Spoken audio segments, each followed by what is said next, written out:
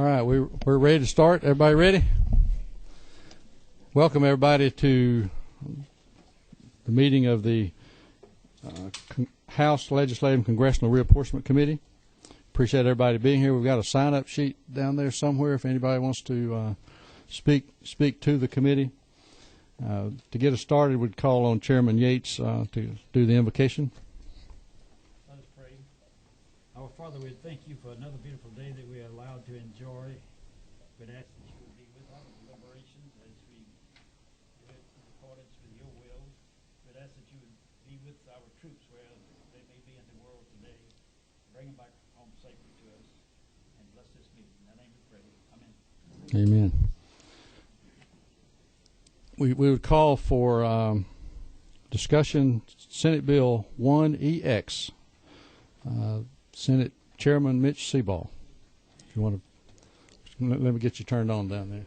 Whichever you're more comfortable with. Right there's fine. I want to do a committee. We'd like to have you right there.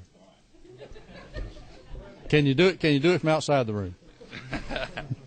Mr. Chairman, I think you could make the presentation better than I could. So I appreciate the opportunity to come and to discuss with you the Senate plan that the members of the Senate put together for redistricting for 2012 to 2020. I'll tell the members of the committee that how we worked on this plan was to open my door to allow every member of the Senate to come in and to talk about what they thought was important for consideration, because I felt like they could communicate what was important to the individual that lived in that district. And as we did with the House, we had the joint hearings, public hearings that we were around the state listening to individuals. And so we tried to put together a plan that was a product of the members of the Senate. The governor didn't draw this plan. The lieutenant governor didn't draw this plan. The Republican leadership did not draw this plan. I didn't draw this plan. It was a product of the members of the body coming together and working in putting together the pieces of a plan that will serve the people of Georgia the best. If you'll give me an opportunity, of course, we adopted very similar guidelines that you all did. Let me just run down some of the statistics on this plan. Of course, we had a principle of having the population deviation to be as close to zero as possible, and this plan has a 0.6 deviation. The 2004 court plan had a 0.6. The last time that we went through and did this endeavor back in 2001, the average deviation was 3.8%. The deviation range that we have in this plan is minus 0.95% to a plus 0.89%, compared to what the court plan did in minus 0.99 to plus 0.95. The 2002 had a minus 0.494 to a plus 4.99. The majority minority districts that was in the 2002 plan was 14. The number in the 2004 court plan was 14. This plan contains 15 majority minority districts. In the Senate, we're prohibited by the Constitution of having multi-member districts, so there's none on that. With regard to boundaries, the county splits. In 2002, the plan had 81 counties split. The 2004 court plan split 40 counties. This plan splits 38 counties. Precinct splits in 2002, we had 159 counties precincts that were split. And one thing that I heard from many members of the Senate and in the public hearings was a lot of individuals who did not like having precincts split because they believed everybody living in that precinct were voting for the same people. The court split 138 precincts in 2004. This plan splits less than 50 precincts. By compactness, the average compactness that the 2002 had in compactness, as I understand these numbers, the closer to 1 you get, the better you are. Number 1 is the most compact you can get. In 2002, the average was 0.16. The court, in their plan in 2004, was 0.27. This plan is 0.27. The least compact in 2002 was .03, and in 2004, the courts was .10. This plan in the Senate, the least compact is .11. The most compact in 2002 was .34. The 2004 plan by the courts was .55. This plan is .62. The number of incumbents that were paired in 2002 was 12, 10 of which were Republicans. The 2004 plan paired 21 members of the Senate. In this 2011 plan, couples only 2 members of the Senate. And that was when we had to go looking for the population, because that is the number one thing we have to adhere to is one person, one vote. It engulfed another senator's residence, and so we have 2 that are in there. With regard to incumbent core, while this was not one of our adopted principles, it is a traditional redistricting principle. An incumbent core is basically the number of people voting in one district in 2010 are the same people voting in 2012. So the higher the number you'd have, the less confusion there would be on behalf of the voters. In 2002, the average incumbent core was 58.2%. This plan is 76.2%. So 3/4 of the people of Georgia will be voting in the same Senate district number in 2012 as they did in 2010. With that, Mr. Chairman, I'll be more than happy to try to entertain any questions, but I would ask for the members of this committee to please consider and to pass along the Senate plan, which did pass the Senate last week. Thank you. Okay. Any questions? If you state your name and district you're from, please. No 17. Thank you, Mr. Chairman. I'm Ron Mayo from House District 91. Thank you, Senator Seabaugh, for being with us. And I wanted to ask a few questions, if you would just be so kind. The map seems to have some problems with retrogression. For example, the 6th District will go from being 42% African-American to a district with only 8% African-American. How is that not regressive?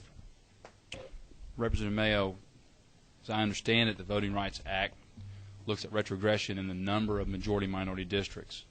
When we looked at the baseline, which is the 2010 population on the 2006 maps, there were 14 districts that were majority-minority districts. Our plan has 15, so we have not in any way retrogressed. This meets the requirements as established by the Department of Justice, and will be precleared because we have met this requirement with regard to Section 5. Thank you. Follow-up question. In former districts 6, 14, and 23, how did you protect the rights of those voters so that they could continue to elect the representatives of their choice in upcoming future elections? We created a map that meets the constitutional provision of one person, one vote.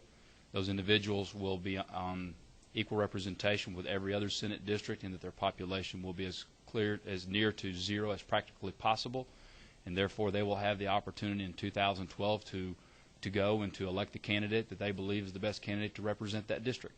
One final question on racially polarized voting, and our understanding is that racially polarized voting exists when the race of a candidate affects the way in which a voter votes. Was there any consideration of the potential for racially polarized voting under this proposed map? There was an analysis that was done, and even though I am a person that is a bean counter, I was not the one that did the analysis, but there was an analysis that was done, and that analysis will be submitted along with the Section 5 submission that will demonstrate that this met the requirements necessarily of the Voting Rights Act. Excuse me, one last question I realized I had here. How did you protect against retrogression in this map? Again, the benchmark had 14 majority-minority districts. This plan has 15, so therefore the plan does not retrogress. I believe number 16 was next. Thank you, Mr. Chairman. Would you state yours? I'm Sharon Beasley Teague. Thanks. Thank you. Fulton County has 920,000 people. which supports enough for 5 complete districts. Also, there are only 24 representatives in the proposed map. How did we get a local delegation of 11 senators in Fulton County, which that is where I represent? Representative, I worked with each member of the Senate that would come and to talk with me, and we also had the public hearings. And with all that input, I did the best that we could to meet the requests of those individuals with regard to areas of interest, and the result is the districts that we have in the map that we have right now. It's the same way you did Bibb County as well? We had the 25th district that needed population because we have to adhere to one person, one vote. And we were able to get the population out of Bibb County to be able to make the Senate 25th district complete and comply with the Constitution. Okay. In South Fulton, the 35th senatorial district had more than enough population for that senator to stay there and help somebody else. Why did you feel the need, or whoever drew this map, to take part of the extra she had in the 20-some thousand or more, because I had 21,000, so she had more than I did, to give her more of a whole nother district, and bringing someone from Coweta County into Fulton County in an area that would dilute participation of the majority of the people in that area, and of course would dilute the representation of the person that they wanted to have to represent them, because they would not be able to vote for the person that they wanted because they had all of a sudden been put into another district. How did you come up with that when people have such a large number of people that they could just give away? Well, the Constitution says that we have to have the districts of equal representation of one person, one vote. And the senator from the 35th district was overpopulated, and I'm looking for the numbers, and I can't, somewhere around 36,000. So there is no way that that district could have retained the entire population, and we'd had a constitutional map. It would not have withstood the courts, and then we would be in the position of having the courts to draw our maps. So we have to have these districts as close to zero in deviation as possible. In looking at the factors in how the districts came out, like I said, I tried to do the best I could to comply with all the priorities that were listed by all of the members of the Senate of the things that they wanted to add to their district if they could, and the areas that they would like to shed if they could. And so I did the best I could to comply with every member of the Senate with regard to those factors in putting these pieces together.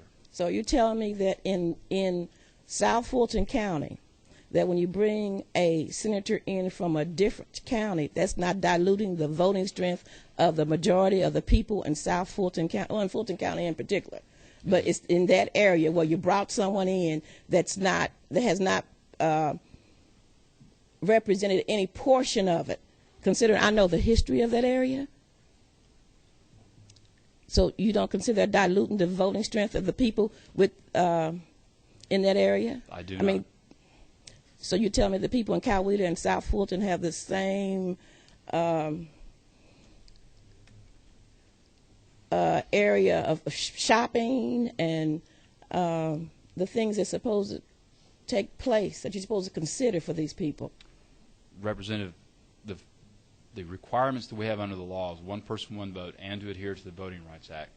All the other guidelines that we have are what we call aspirational guidelines. There are things that that are good in considering after you've met the legal requirements. And the first legal requirement is the senator from the 35th district had to get down to close to 172,994. As to answer your question about what people have in common, I will tell you that I live in the northern part of Coweta County. I hope your line of questioning is not directly disparaging me as far as coming in and representing Fulton County. I am the senator from the 28th district. So you know that the people in South Fulton and you and I will say have that nothing in common, right? Representative, I will say there are a lot of people that live in around me in my neighborhoods that do a lot of shopping in Union City. So I do believe that there is. In Coweta? Yes. Yes. Thank you, sir. I'm sure that's Number 13. Thank you, Mr. Chairman. And thank you, Senator Seabold. I'm going to try to see you. I got a glare in front of me here. Could you state your could you state your name for the record? We want to know who made that comment, please. I did cut my hair last night. I will say that. And it's not you. It's not talking about you, Senator. Thank you very much. Go ahead, order. I see a lot of sexy men in here today. I'm Representative Henry Wayne Howard from Augusta, and I want to thank you all again. Thank you from the Senate for your work that you've done. And I've got a couple of questions. I want to kind of talk about maybe some of the crossover districts, and which has become a popular word around here. What is your definition in the Senate? What definition did you use to for an effective majority seat? What are some of the how did you define how to come up with a minority seat? Representative, the Voting Rights Act, with the two sections and the requirements we have to adhere to, one deals with whether we diluted majority-minority voting strength, or whether we retrogressed by the number of majority-minority districts, and we met those requirements. Okay. Did you consider anything other than majority-minority districts into your way of protecting us under the districts under the Voting Rights Act? Those are the two requirements we had in the Voting Rights Act, and we did adhere to them. What about in crossover districts? Did you use any? What do you identify? Explain to me what you mean by a crossover district. There was a discussion on that last week. I think there's a lot of definitions in the NCO, the National Legislative Book, about crossover districts. So I would imagine, some of our leadership in there would know what crossover districts are. People use that term to mean many different things, and so without a definition of which one you're talking about, I can't specifically address your question. Okay. So you're not familiar with crossover districts? I'm familiar with people using that term, but I don't know with regard to the question you're asking what specifically your definition is. So you have to need to identify for me before I can adequately identify or answer your question. Okay. In crossover, what my question was, did you consider any other majority-minority districts in protecting those districts under the Voting Rights Act? And obviously, that was what your Senate group did. But in the crossover districts, did you use the Voting Rights Act to protect those? We did the baseline analysis as required by the Department of Justice, and that rendered we had 14 majority-minority districts. We found a situation where we had a district that we needed to bring up and make a majority-minority district because it was a naturally occurring area that could create that additional majority-minority district. Okay. We had to do that to apply with Section 2. So we met the requirements under the Voting Rights Act, both in Section 2 and Section 5, okay, that we were required to do. Okay. All right. Thank you. And now we'll hear questions from number 1. Thank you, Mr. Chairman. Good afternoon, Senator. Good afternoon. Again, I want to thank you for all you do. I thought that you did an outstanding job this summer with the committee. I want to thank you for all you do. I have a couple of questions to give you, and we'll see where we go. How many seats do you feel, based on the drawing of this map, will yield an official chosen by minority voters? The voters in next year's election will make that determination. Would you introduce yourself? Oh, I think we missed that. I know who you are, but folks out there may not. Representative Mickey Stevens from Savannah, Georgia, District 161. Okay. And finally, how many seats do you anticipate will yield an official whose election has been influenced by minority voters? Senator, Oh, I'm glad the, you called me the voters senator. will.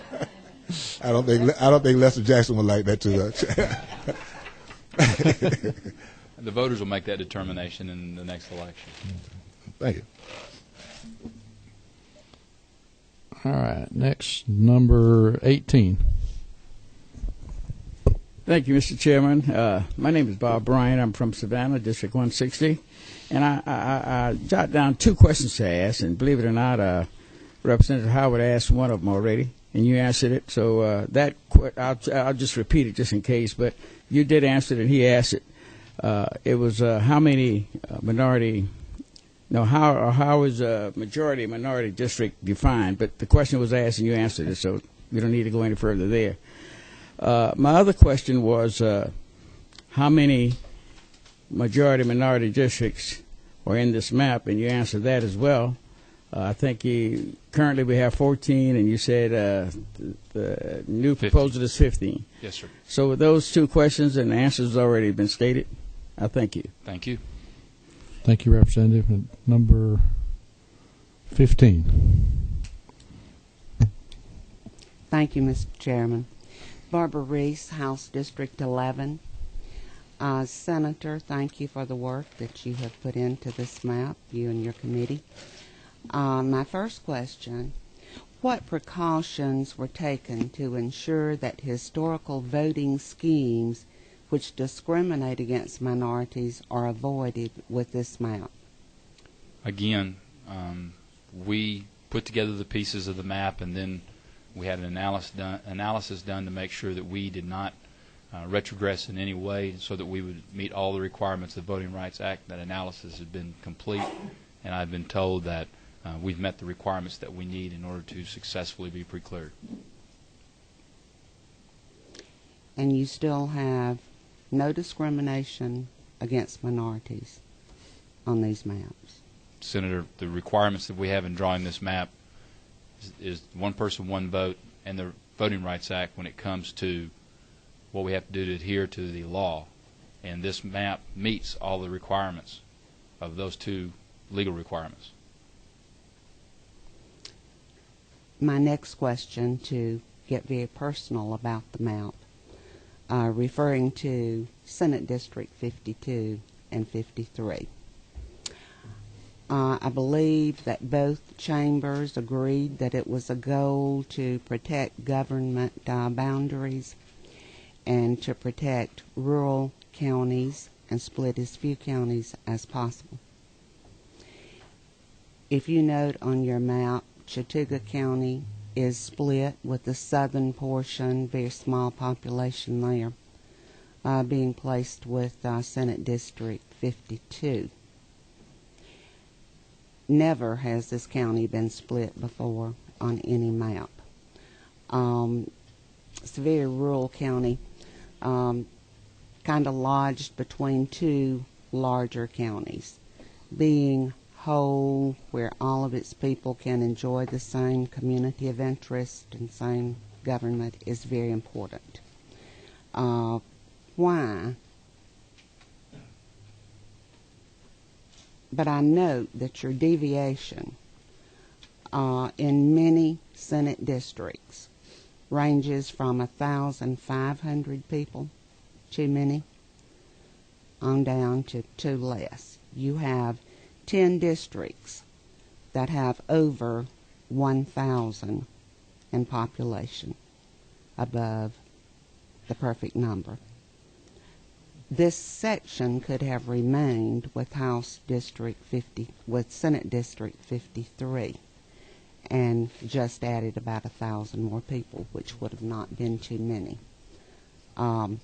This is a minority area in the county. Representative, sorry, but I can't speak to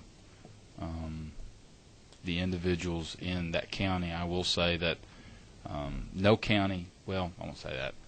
Many counties don't want to be split. Some do. Some are okay with it because they feel like it gives them two senators in the Senate. See where it could be But I think that from the public hearing that we had, that I would say that probably more than 50% would say, don't split my county.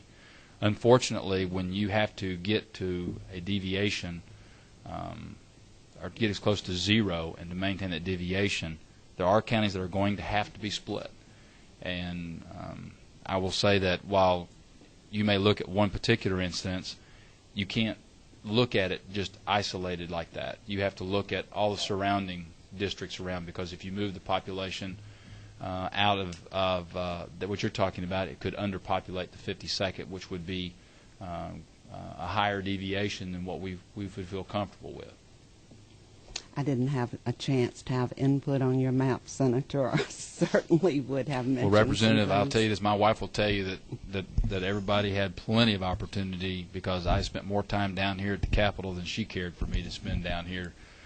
So I did what I could to make myself available to everybody that wanted to come talk to me about any district or any part of the state. Thank you, Senator. Number 14. Thank you, Mr. Chairman.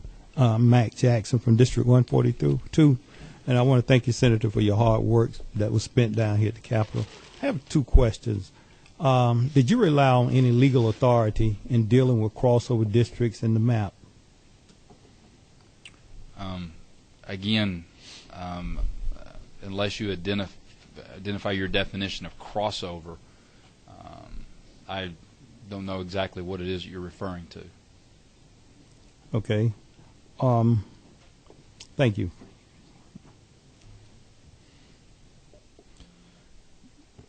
All right, number 16. I'm going to let you have another question. Thank you, Mr. Chairman. Sharon Beasley Teague. I represent South Fulton again. I'm trying to get in my mind how you actually drew the map where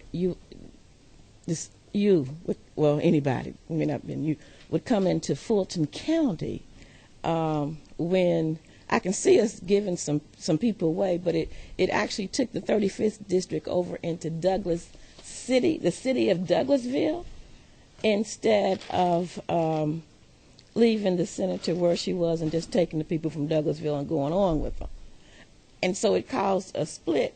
And to me, that would seem like that you diluted the voting strength of the people that are in that particular city, because you only took one city out of the lady's out of her district. So, and I'm trying to see how can you diluted the voting strength of those people.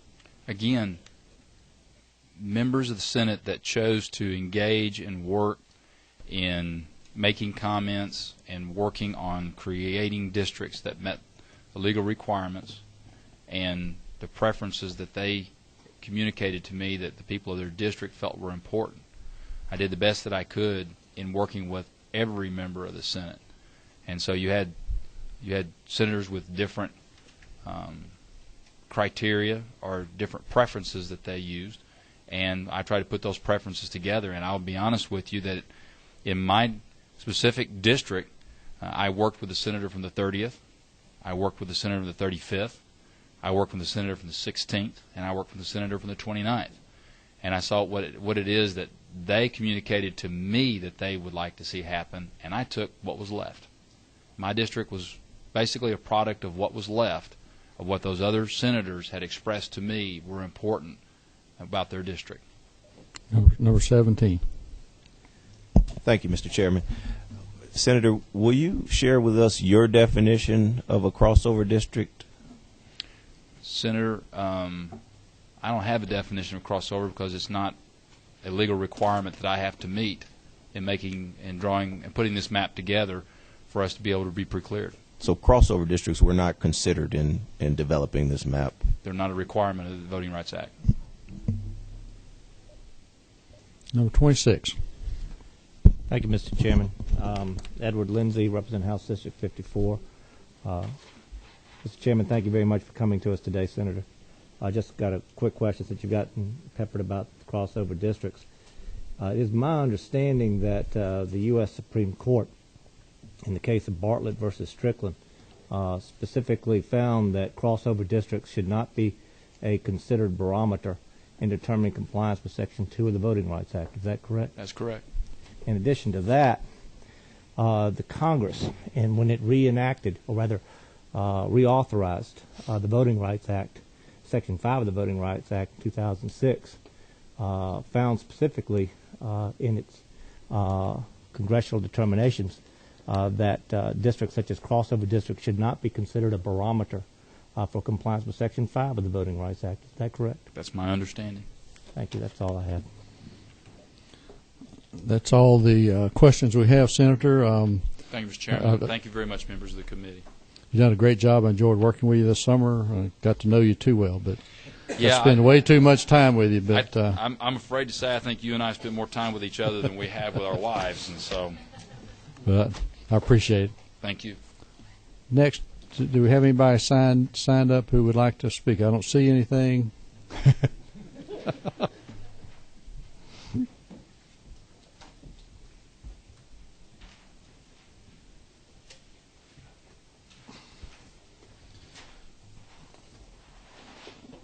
Ed Painter, Northwest Georgia. Wait a minute, let me turn Ed your Painter microphone from on. Dalton. Go ahead. Represent a little citizen advocacy group we call Northwest Georgia for the Northwest Georgians. I want to apologize for taking your time on a minute or so of your time right now, but I'll be out of town the rest of the week and wanted to take the opportunity to make a comment on your congressional maps. Okay. We came before the committee the 20th of July and put a proposal for a Northwest Georgia district. At that time, we were putting forth what I'm glad Chairman Seaball coined the term for me, at any rate, was aspirational guidelines for citizens. We've looked at the new one. We feel that y'all met that. And at the time, I made the proposal, Mr. Chairman, you asked me about the other 13 districts. Last week, when we had the map showing here in Atlanta, our little group had put together a map based on aspirational guidelines. We did not have the resources to do anything else. And I know not everyone can see it, but apparently some of your staff went and looked at it, and it's uncanny how similar it is, and we had absolutely no political considerations in it. So I just want to take the opportunity to thank y'all for what appears to be a genuine effort to follow citizen input. Thank you, sir. Appreciate it. Thank you very much for your comments. Are there any motions? Motion? I move do pass on Senate Bill 1EX LC 285802S. And I have a second. Have a motion and a second. All in favor, raise your right hand. All opposed, like sign. Did you get all those, Jeremy? Okay. Okay. Motion carries. Do pass to the Rules Committee. Thank you all very much for being here. Congratulations, Senator Seaball.